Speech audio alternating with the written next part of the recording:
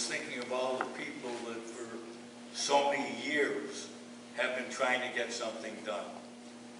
And it's interesting, everything comes with time, but everything comes with suffering as well.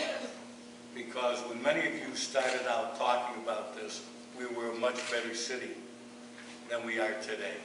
And over time, what has happened to us as we have gone in 1940, 20.5% of the people who lived in Northeast Ohio were foreign born. Today, we are 5%. And if you take a chart and you measure that, and you look at what happens in Cleveland, you will see as that number kept going down, we kept going down. So Global Cleveland came about because things had become bad enough that we couldn't let them continue the way we were. We were blessed because we had a hardcore group of people who over decades had been working on this. Without that, we couldn't have done what we did. And what did we do? We just brought together people from every walk of life. Mayor Jackson and Fitzgerald, fellow from Japan, people from all over the community. There are a couple things you should know about Cleveland which are very important. The first thing you should understand is that we are, number one, for more immigration. Number two, we are for not throwing people out of this country, but bringing people into this country. Number three, we are not divided. You will hear people say to us, well, they're members of the African American community, they're unhappy, or they're members of the Jewish community, they're unhappy with what we're doing. But we are representative of this whole community, and we are united in what we're doing. The problem that we have is there's very little we can do.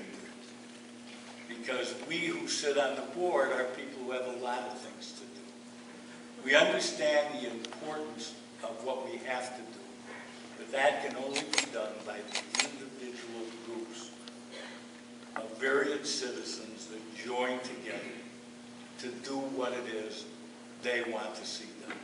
Now, I'm a businessman, so here's what my business tells me. My business tells me that if you look to 2050, we will have in this country approximately 110 million people. The way it works is we will have a net of 100 million people. We'll have 110 million people of color, additional people. And we will have 10 million fewer whites. So the facts are that by 1950, the white population in actual numbers will be 10 million than we have today.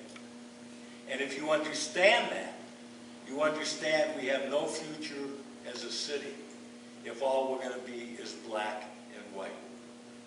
Because those are the slowest growing of our population. It's just a demographic fact. The other thing that all of us know is we have to grow the population.